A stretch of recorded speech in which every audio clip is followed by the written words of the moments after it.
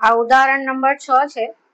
આની અંદર તમને સમાંતર શ્રેણી આપી છે અને એક નંબર આપ્યો છે કે ઈ નંબર આ શ્રેણીનું પદ છે કે નહીં એ આપણે ચેક કરવાનું છે. બરાબર, આ સમાંતર શ્રેણી છે જ અને આ નંબર આપેલો છે કે અગર આ નંબર આ શ્રેણીમાં ફિટ થાય છે તો એ કેટલામું પદ છે. એટલે પદ નંબર શું છે, મતલબ પદની સંખ્યા શું છે. પદની કિંમત આ છે તો પદની સંખ્યા શું છે, મતલબ n શું છે. તો અહીંયા આગળ a બરાબર 5 છે અને d બરાબર 11 - 5 એટલે કે 6 છે. તો હવે આપણે એવું પહેલા ધારી લેવાનું કે આ 301 છે ને એ પદ છે. તો એનો મતલબ કે tn 301 છે. આ ધારવાનું છે. શું કરવાનું છે? ધારવાનું છે. પદ છે કે નહીં આપણે દાખલો કરશું પછી ખબર પડશે. તો tn બરાબર a પ્લસ n - 1d. તો 301 ઇઝ ઇક્વલ ટુ 5 વત્તા n - 1 ગુણ્યા 6. હવે 301 માંથી 5 બાદ કરતા પછી આ બંનેનો ગુણાકાર કરતા 6n - 6. પછી આ બાજુ કન્ટિન્યુ કરું છું. તો 301 માંથી 5 જશે એટલે 296 રહેશે ઇઝ ઇક્વલ ટુ 6n - 6. હવે આ -6 છે એ આ બાજુ આવી જશે એટલે 296 વત્તા 6 બરાબર 6n. ઠીક છે, આ માઇનસ છે એ આ બાજુ આવી ગયું એટલે 6 ને 6 12, વધી 1 9 ને 1 10, વધી 1 302 બરાબર 6n. n બરાબર 302/6. હવે 2 થી ભાગતા તો 3 દુ 6, 2 એકુ 2, 2 પંચા 10, 2 એકા 2.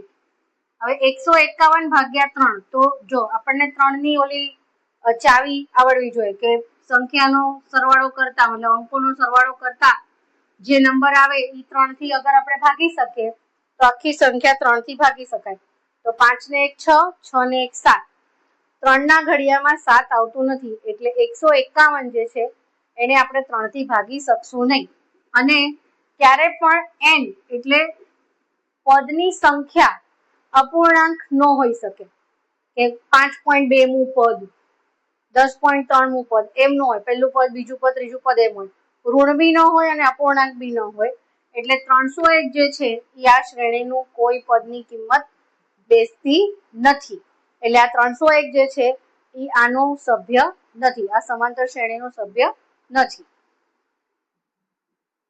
ઉદાહરણ 7 ની અંદર આપણને એમ કીધું છે, જો હું ઉદાહરણના દાખલા ઉપર કેમ એટલો ભાર આપું છું, કારણ કે બોર્ડના પેપરમાં ઉદાહરણના દાખલા પણ પૂછાય છે અને ઉદાહરણના દાખલા તમે લોકો જોતા નથી એટલે જોવો જ નહીં તો તમને સમજાય કેવી રીતે.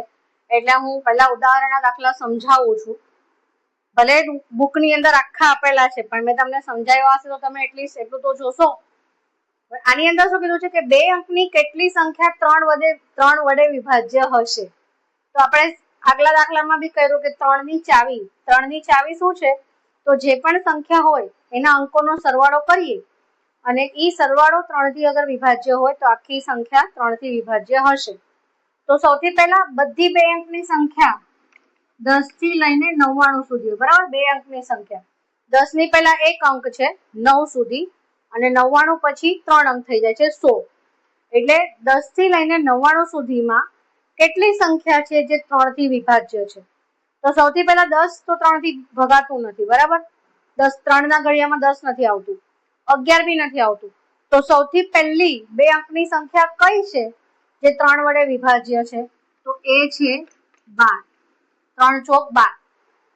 2 અંકની સંખ્યામાં સૌથી પહેલી સંખ્યા, 3 એકા 3, 3 દુ 6, 3 તેરી 9. તો 3 6 ને 9 એક એક અંકની સંખ્યા છે. આપણને શું કીધું છે? 2 અંકની સંખ્યા. તો પહેલી 2 અંકની સંખ્યા જે 3 વડે ભાગી શકાય છે ઈ છે 12. હવે તમે આગળ 3 નો ઘડિયો બોલશો તો 15, 18, 21 એવી રીતના આવશે. તો એનો મતલબ સામાન્ય તફાવત કેટલો આવશે? 3 નો, કારણ કે 3 નો ઘડિયો છે તો 3 નો જ તફાવત આવે, બરાબર છે. તો હવે આપણને n પૂછ્યું છે. શું પૂછ્યું છે? n. હવે આમાં 99 છેલ્લી સંખ્યા કઈ છે? 99. તો 99 છે એ 3 થી ભાગી શકાય છે. તો 9 9 ને 9 18, તો 18 3 ના ઘડિયામાં આવે છે તો યસ. તો એનો મતલબ છેલ્લું પદ મતલબ છેલ્લી સંખ્યા 99 છે જે 3 થી ભાગી શકાય છે. જો 2 અંકની સંખ્યા 10 થી ચાલુ થાય, 99 પર ખતમ થાય. 10 થી 99 ની વચમાં કેટલા નંબર્સ છે, કેટલી સંખ્યા છે જે 3 થી ભાગી શકાય છે, એ આપણે ગોતવાનું છે. તો પહેલી સંખ્યા 10 છે પણ એ 3 થી ભગાતી નથી એટલે આપણે એને એ નથી લીધું. 11 બી નથી ભગાતું એટલે એને બી આપણે એ નથી લીધું, મતલબ પહેલું પદ નથી લીધું. તો પહેલું પદ આપણે શું લીધું? 12, કેમ કે આપણે 3 થી વિભાજ્ય હોય એવી સંખ્યાઓ લેવાની છે. વસ્તુ સમજો દાખલાનો મેઇન. દાખલો ગણતા આવડે છે, એ ડી બધું આપી દીધું છે તો એ સૂત્ર મૂકીને ગણતા આવડે છે, બધાને આવડે છે. પણ શું પહેલું એ લેવાનું, શું ડી લેવાનું? 99 ને કેમ TN લીધું છે? કારણ કે 99 કેટલામું પદ છે એ નથી ખબર આપણને. પદની કિંમત છે 99 પણ કેટલામી એ નથી ખબર. તો આપણે એ જ પૂછ્યું કે કેટલી સંખ્યા છે જે 3 વડે ભાગી શકાશે? તો અહીંયા આગળ આપણે શું ગોતવાનું છે? n. બરાબર?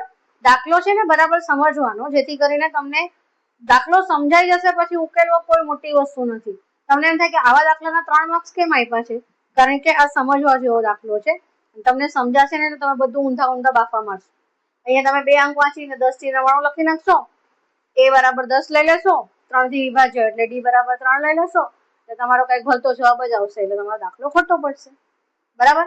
એટલે આ પ્રમાણે દાખલો સોલ્વ કરવાનો. હવે આપણને ખબર પડી ગઈ તો આપણે n નું સૂત્ર મૂકીશું, a plus n minus 1d. તો 99 is equal to a છે 12, n નથી ખબર આપણને અને d છે 3. બરાબર? તો આ 12 ને પહેલા આ બાજુ લઈ લો એટલે 99 માંથી 12 માઇનસ થઈ જશે અને આ 3 નો 3n minus 3 એમ કરો. 9 માંથી 2 જાય તો 7, 8 9 માંથી 1 જાય તો 8. બરાબર? નહીં, આ 3 ને આ બાજુ લઈ લેવાનું એટલે અહીંયા બચશે 3n. તો 90 બરાબર 3n.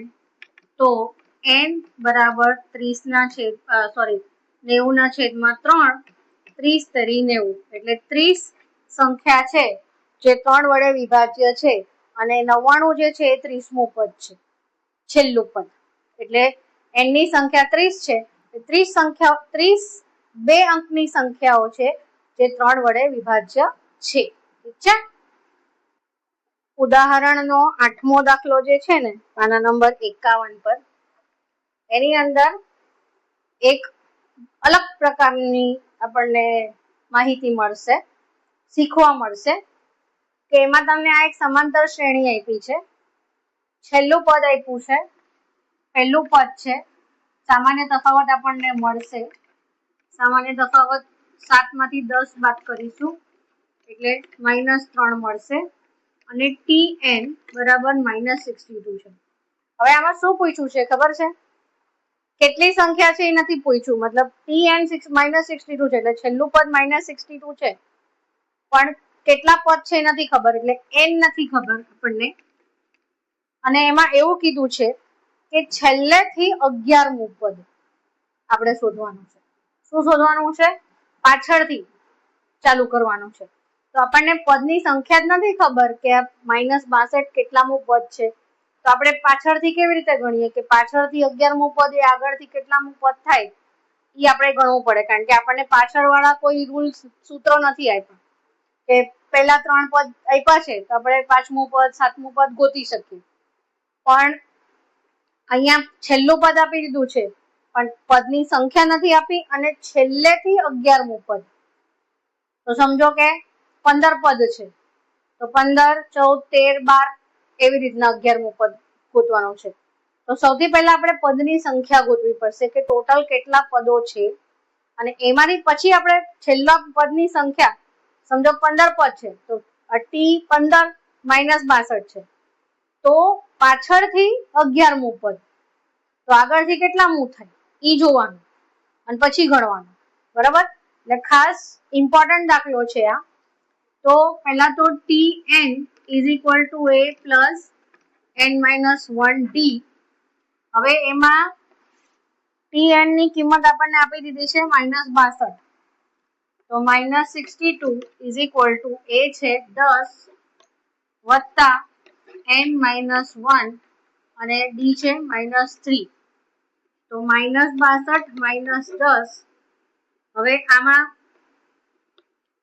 -3n અને -3 તો -72 ઇઝ ઇક્વલ ટુ -3n + 3. તો -72 અને આ બાજુ લાવશો એટલે -3 -75 is equal to -3n cut 75/3 બરાબર n. n બરાબર 25. મતલબ ટોટલ કેટલા પદો છે? 25. તો હવે એમાં 25 થી 11મું પદ આપણે લેવાનું છે. કેટલામું? 25 થી 11મું પદ. તો તમે જોશો કે 25 થી 11મું પદ એટલે આગળથી કેટલામું લેવાનું? તો જો 25, 24, 23, 22, 21, 19, 18, 17, 16, 15, 14, 13 એવી રીતના આપણે ઊંધા જવાનું. પાછળથી 11મું પદ એટલે 1, 2, 3, 4, 5, 6, 7, 8, 9, 10, 11 એટલે 15મું પદ છે ને આગળથી 15મું પદ એ પાછળથી 11મું પદ થાય. એટલે આપણે શું ગોતી લઈશું? T15. સમજાય છે? તમે એમ કહેશો કે 25 માંથી 11 બાદ કરી નાખી તો 14 આવે એમ ન હોય? ના, એમ ન હોય. કારણ કે 25 માંથી આપણે જયારે 11 બાદ કરીએ છીએ ને ત્યારે આપણે 25 નથી ગણતા અને આની અંદર આપણે 25 ગણવાનું છે. 25 પહેલું પદ છે. આ પહેલું, બીજું, ત્રીજું, ચોથું, પાંચમું, છઠ્ઠું, સાતમું, આઠમું, 9મું, 10મું, 11મું. બરાબર? એટલે આ ગડબડ ન થાય કારણ કે જનરલી આપણી થિંકિંગ એમાં જ હોય કે 25 માંથી 11 બાદ કરી નાખવાના તો 14 આવે. 14મું પદ નહીં આવે. તમને ટેક્સ્ટબુક ની અંદર ક્વેશ્ચન બી પૂછ્યો છે કે 14મું પદ કેમ નહીં આવે? કારણ કે આપણે 25મું પદ છે એને પહેલું પદ ગણવાનું છે. તો 25મું એ પહેલું પદ છે તો એને ત્યાંથી 11મું પદ એટલે આગળથી 15મું પદ તો પછી આપણે ગોતી શકીશું. બરાબર? એટલે આ મગજ ચલાવજો. a plus again n-1d. તો હવે એ કેટલું હતું? 10 વત્તા n 15મું પદ ગોતવાનું છે એટલે અહીંયા 15 અને અહીંયા -3. 10 વત્તા 14 -3 14 તેરી 42 એટલે -42 બરાબર -32. ન સમજમાં આવે તો મને પૂછજો. ઓકે? એટલે આ ઉદાહરણ આપણે કર્યું 5, 6, 7, 8 નહીં 5, 6, 7, 8 નહીં 6, 7, 8 બરાબર.